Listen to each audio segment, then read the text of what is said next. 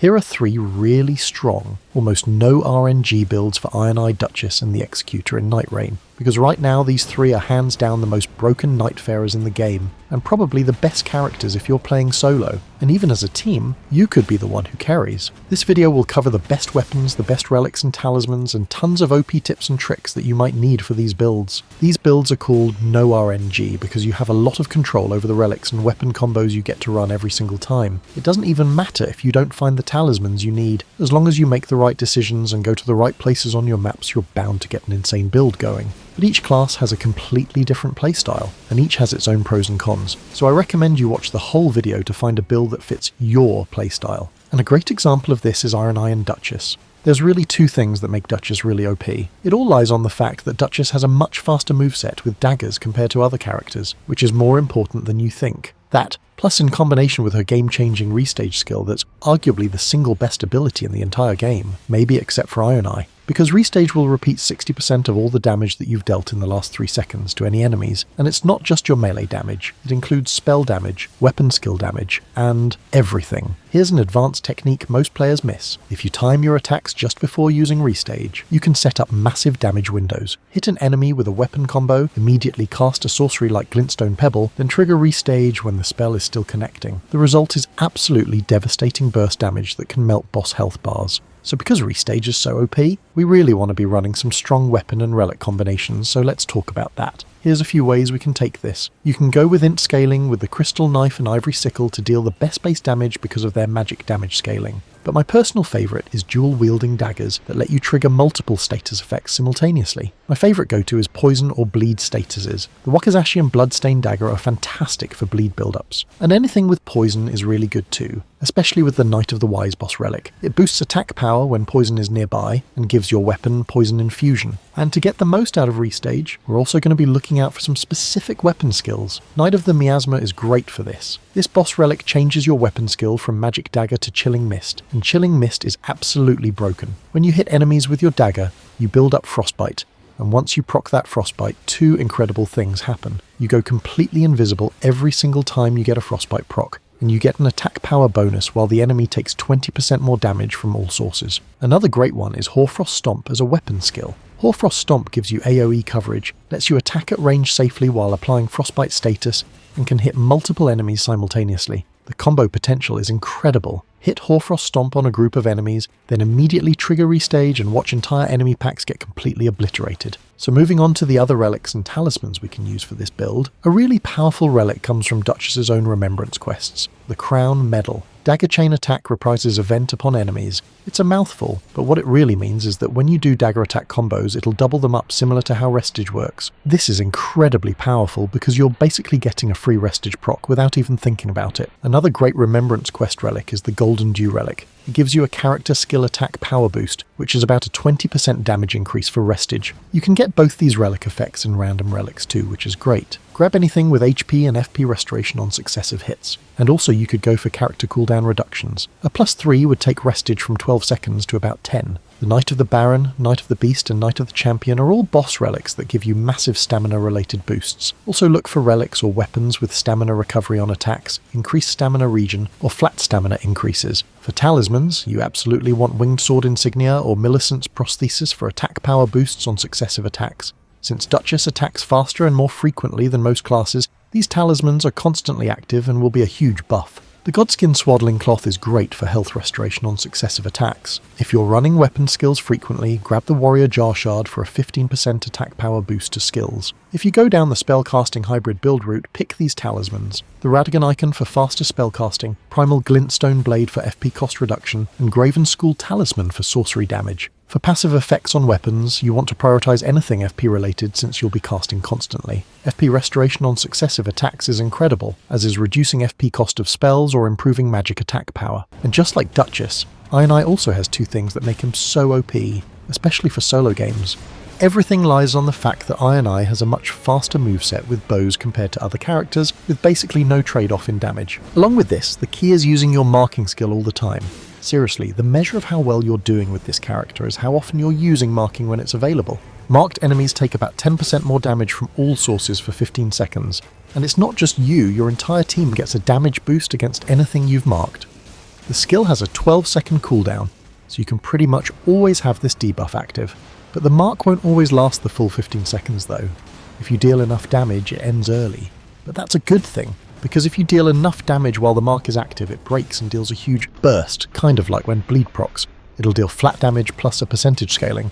With the right buffs, it absolutely melts enemies. In fact, the mark break hits so hard on stance and stagger damage that you're able to break stances with a bow just as easily as with any heavy strength build thanks to this skill. Oh, and did I mention this thing has iframes? You can use this skill as essentially a broken dodge that also makes enemies take more damage. The dash covers excellent distance, letting you reposition, and it's especially useful in fights where getting close to a boss is dangerous. You could just slide right through them, mark them, and end up safely behind them. But now what if I said instead of one, you could have 2 charges of your mark skill? Yeah, let's talk about the best relics and talismans for I&I. While we gotta hope we get good RNG on our side, there's some relics that we could definitely use all the time. If you complete I&I's remembrance quests, you get these 2 relics. In fact, if you come across any relic that buffs your marking skill, you probably want to grab it. Along with these, there's a couple boss relics that are really OP. There's a boss relic that boosts damage when switching weapons, and there's also a weapon buff that scales off that. Most characters can't take full advantage. Switching in melee is risky, and getting matching weapons is tough. But I&I? He's playing ranged, he is safe. You can swap between bows when you run out of stamina, and you're basically doubling your damage output. Seriously, nothing else needs to be said, it's busted. For the talismans, some great choices are the Arrow's Sting Talisman and the Arrow's Reach Talisman, both of which will heavily buff your attack damage. Then the Spear Talisman, which buffs counterattacks by 20%. Counterattacks are basically any attacks you deal when the enemy winds up an attack, and I does that constantly with his bow. Also anything that boosts endurance, like the Green Turtle Talisman. Stamina recovery on attack keeps your rapid fire pace going. Dexterity boosts give direct damage because of bow scaling, and endurance increases mean more stamina, which equals more sustained DPS. So with that, I might be the single best character for solo play, just as he is an absolute monster for team play. Let me explain how. In solo play, you really want to focus more on critical hit damage. Since you're the only one who can follow up on staggers with crits, get a nice melee weapon for crits and some passive boosts to crit damage if possible. For solo boss fights, especially night bosses without timers, you can play it super safely by staying as far away as possible while still dealing damage. You can also use your ultimate more defensively in solo play. Since it has iframes and you can hold it before releasing, you can use it just for immunity to avoid scary attacks, especially against bosses where it doesn't have much single target damage anyway. In group play, I&I is insanely good. He fits really well into any party composition. Since he's not gear intensive once he gets a good status bow, you're not fighting over loot like other classes might. But the most underrated thing is being able to revive teammates from range. Honestly, can't overstate how big of a deal this is. Being able to balance staying alive and safe while bringing back your teammates is super useful and is a game changer. Another useful aspect of your kit is your ult. Especially when speed and efficiency is key in Nightreign, camps that might take your team 30-40 seconds to clear can be wiped out in one fell swoop. And if you mark an enemy first using your skill, it can do twice as much damage as Wilder's ult. And finally, for the weapons you're going to be looking for is simply going to be bows with status effects. Bleed, poison, sleep, frost, any of these will massively boost your effectiveness, especially if you find exactly the right type of effect that bosses are weak to. Don't forget you can use grease on bows too, so even if you don't find a status bow early, you can add poison grease, frost grease, or other effects to get that build up going. The weapon progression with I&I should focus on upgrading rather than constantly switching.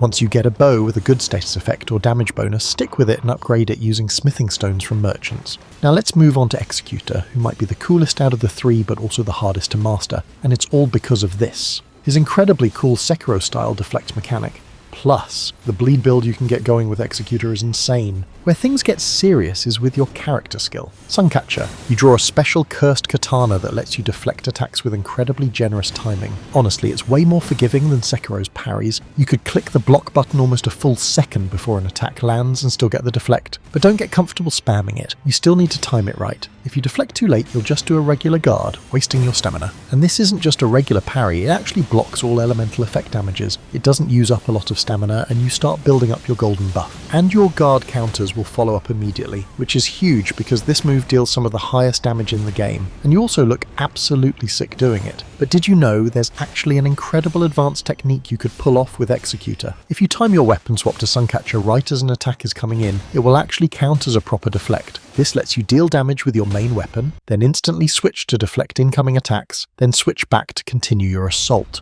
The reason for needing to switch back and forth is because Suncatcher is not perfect. You can't sprint or run when it's out, meaning it's difficult to quickly escape a boss if needed. Also, while Suncatcher deals decent damage early on, it starts falling off compared to the weapons you'll find later during your run. Worse yet is it doesn't trigger bleed. We'll get into this later. Bleed is a huge part of this build.